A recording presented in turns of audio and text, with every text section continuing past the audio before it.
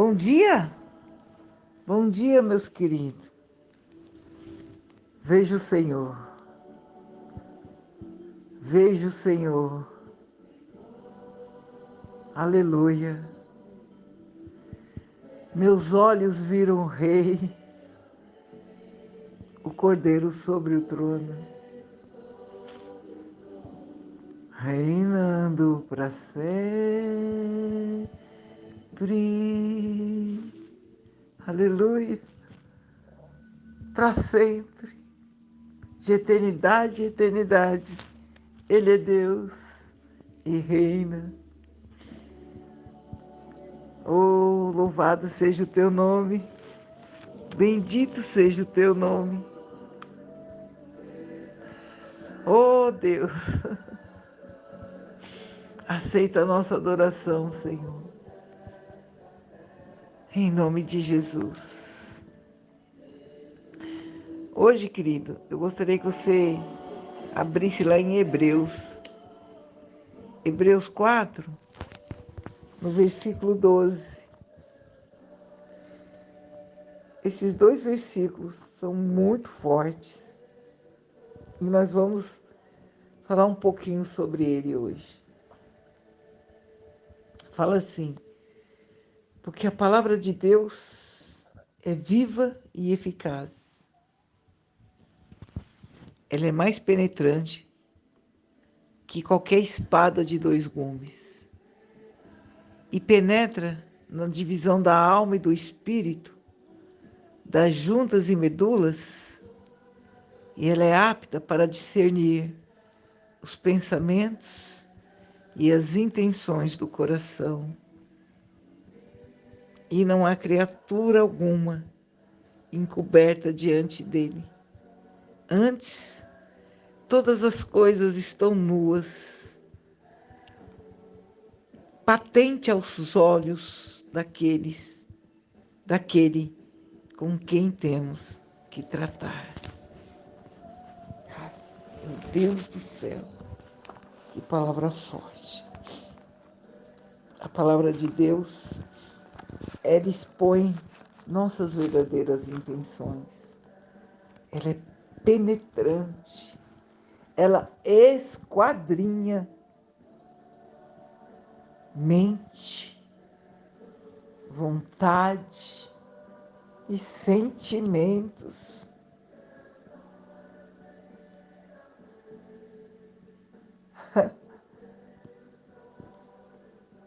Não tem como esconder nada.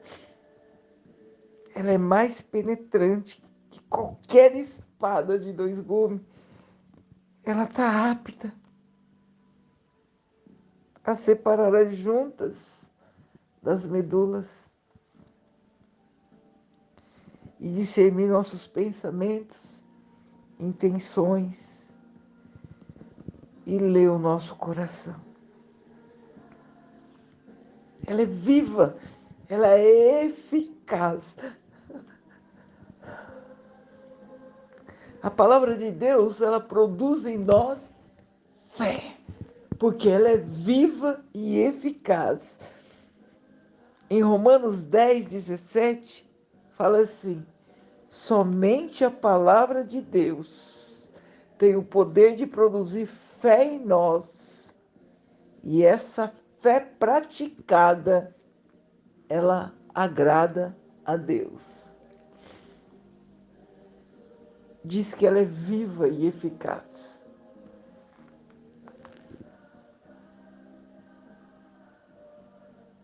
Ela é viva e eficaz, porque foi por ela que em Gênesis, na criação do mundo, foi a palavra de Deus que trouxe à existência tudo o que se vê. Foi a palavra dele que trouxe luz. Foi a palavra dele que criou a terra, o mar, o dia, a noite, que estendeu os céus, que pintou de estrela. E falou: haja árvores frutíferas, e houve árvore frutífera. Haja aves do céu e houve aves do céu.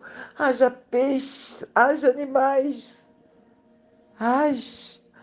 Foi através da palavra dele que tudo se formou. Porque ela é viva e ela é eficaz. E ela é eterna. Em Mateus 24:35 diz assim: nós precisamos nos apegar à palavra de Deus com mais firmeza e confiança, sabendo que todas as coisas passam, mas a palavra dele permanece para sempre. O apóstolo Pedro, ele nos ensina que a palavra de Deus ela é viva. Lá em 1 Pedro, no capítulo 1, no versículo 23, vai estar falando assim: isto é, a palavra de Deus ela tem vida própria, que emana de Deus e produz vida a quem dela se alimenta. Aleluia. Ela tem vida própria que emana de Deus. Isto é, ela traz vida, ela produz vida a quem dela se alimenta. Sendo de novo gerados, não da semente corruptível, mas da incorruptível, pela palavra de Deus viva, que permanece para sempre. Não podemos, nós podemos ver a eficácia da palavra nas experiências e nos testemunhos da vida de outros cristãos, nas pessoas da Bíblia, nos personagens da Bíblia. Mas eu quero te dizer, meu irmão, que nós precisamos ter as nossas experiências pessoais com essa palavra também. Ela tem dois gumes. A palavra, ela corta primeiro quem usa e depois aqueles que a recebem. E por ser viva, concede vida. E por ser eficaz, transforma todo aquele que nele crê e é fiel aos seus ensinamentos. E o que é eficaz? Uma pessoa eficaz é aquela que age com eficácia em suas ações, ou seja, cumpre com as suas metas, seus objetivos, com qualidade e êxito. Aleluia. Toda vez que o Senhor lançou a palavra dele, ela foi viva e eficaz. Quando ele falou para o coxo andar, o coxo andou. Quando ele falou para o cego ver, o cego viu. Quando ele falou ouça, o mundo ouviu. Tudo que ele fez foi eficaz. Em Romanos 15, no versículo 4, Paulo nos afirma: porque tudo que dantes foi escrito para o nosso ensinamento, foi escrito para que, pela paciência e consolação das Escrituras, tenhamos esperança. A palavra produz esperança, paciência e consolação. Esperança em suas ricas promessas. Paciência para aguardar o cumprimento das promessas. E consolação no cumprimento das suas promessas. Esperança nas suas ricas promessas. Em Romanos 15, versículo 13, Paulo deseja que sejamos ricos em esperança. E ele diz assim: o Deus da esperança quer nos enriquecer de esperança. O homem que não tem esperança ele não tem vontade de viver. A esperança é o fôlego que nos faz continuar acreditando no futuro e vivendo o presente. Aleluia. Tem um pastor, ele chama Gesiel Gomes. Em uma das suas pregações, ele disse: a esperança é o abençoado raio de luz que o Espírito de Deus projeta nas páginas das Escrituras para atingir o mundo em trevas e em desespero. Aleluia. O Salmo 119, versículo 116, o salmista, ele implora ao Senhor dizendo: sustenta-me conforme a tua palavra, para que viva e não me deixes envergonhado da minha esperança.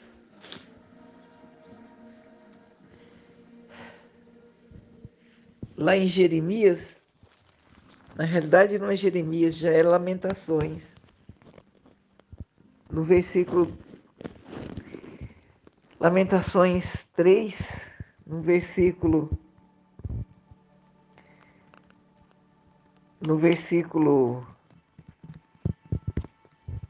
18, eu vou ler a partir do 16. É o profeta Jeremias, desesperado, amargurado.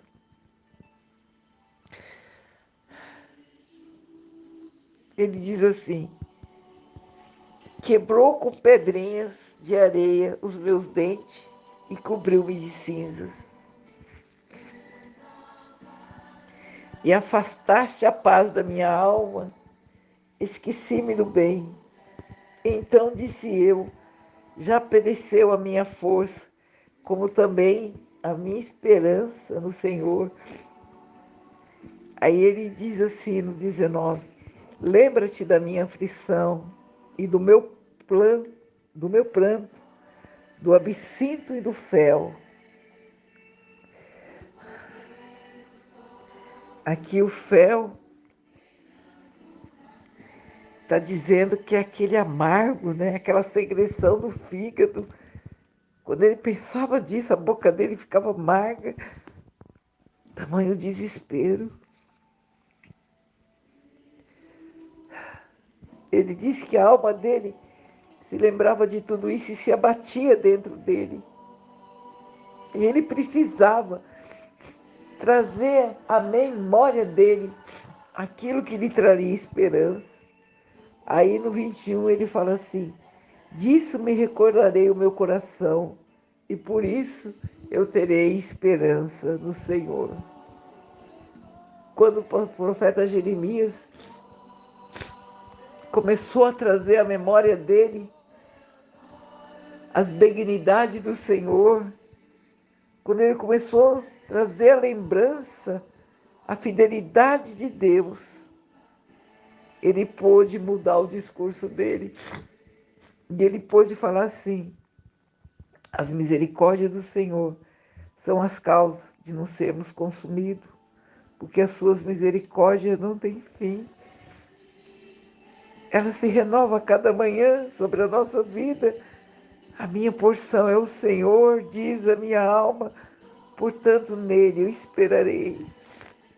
E no versículo 26 ele termina dizendo assim: bom é ter esperança e aguardar em silêncio a salvação do Senhor. Louvado seja Deus. Ela produz em nós paciência para guardar as promessas. Nós acabamos de ler e ver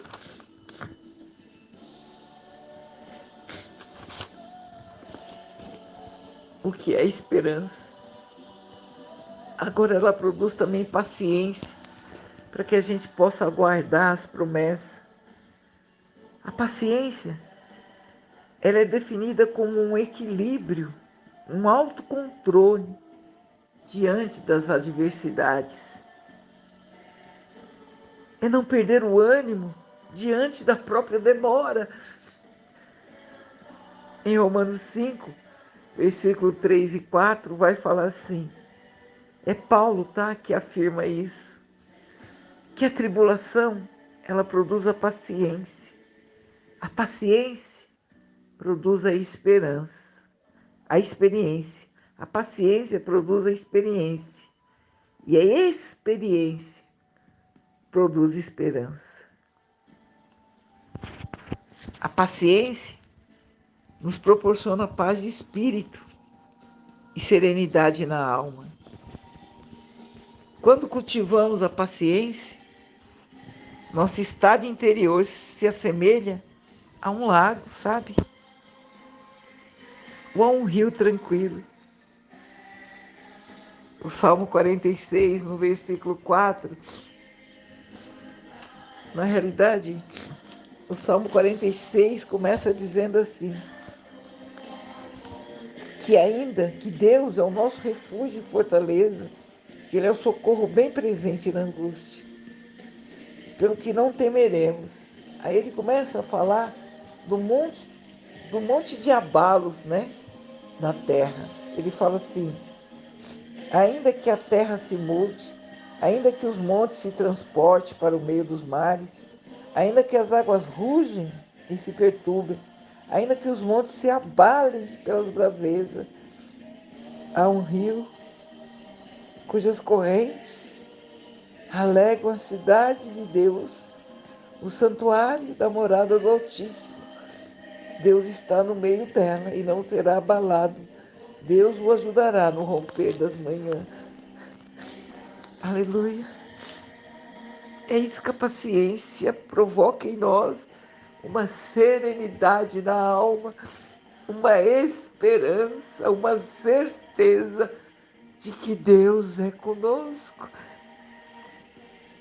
Aleluia.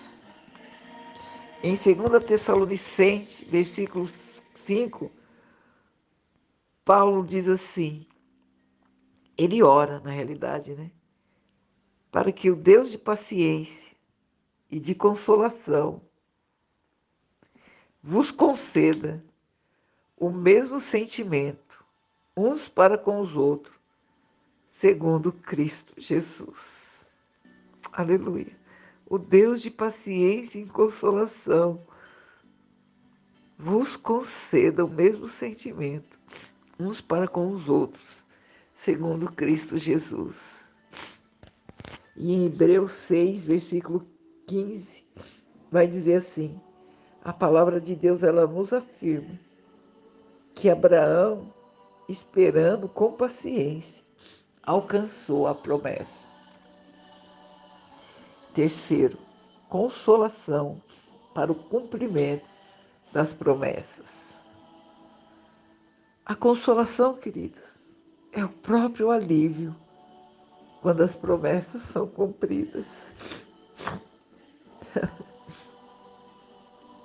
É um remédio pela aflição da espera. Lá em Lucas 2, se você quiser abrir, nós vamos falar de um personagem da Bíblia. Em Lucas 2, lá no comecinho do livro de Lucas, no capítulo 25,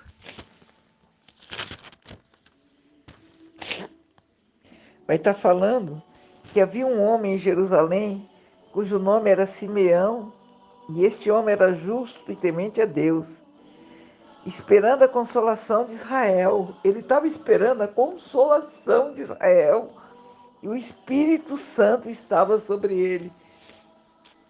E fora-lhe revelado pelo Espírito Santo que ele não morreria antes de ter visto o Cristo, o Senhor, e que pelo Espírito ele foi ao templo quando os pais trouxeram o menino Jesus para com ele procederem segundo o uso da lei. Jesus estava indo ao templo para ser circuncidado, para ser apresentado. E o Senhor tinha prometido a Simeão que ele não morreria antes de ver o Salvador. Então, ele tomou em seus braços e louvou a Deus, dizendo: assim que ele pegou Jesus nos braços, ele teve, o Espírito revelou para ele que aquele era o Messias, que ele era a estrela da manhã, que ele era o Rei dos Reis, o Senhor dos Senhores. E ele falou: agora, Senhor, pode despedir-me em paz, o teu servo, segundo a tua palavra, pois os meus olhos viram a tua salvação, a qual tu preparaste perante a face de todos os povos. Aleluia. Simeão teve nas mãos a tua promessa, o alívio e o remédio de Abraão e Sara foi segurar Isaac. E Isaac chegou. O remédio, o alívio de Ana foi Samuel. E Samuel chegou. O alívio e o remédio de Marta e Maria foi ter de volta o seu irmão Lázaro, mesmo depois de 4 dias morto. E elas os teve de volta. A palavra de Deus é a âncora da nossa esperança, o ânimo da nossa paciência e o consolo da nossa alma. O próprio Espírito Santo é o Consolador. Ele falou: estou indo para o Pai, mas eu vou enviar para vocês o Consolador. Ele é a consolação maior da nossa alma, o combustível da nossa esperança. É a serenidade que nos faz aguardar com paciência as gloriosas promessas da palavra de Deus. Que o Deus de toda consolação e paz e esperança seja com você hoje e sempre. Que você possa esperar confiantemente no Senhor, porque o teu Redentor vive. O teu Redentor vive. Amém? Bom dia. Bom dia.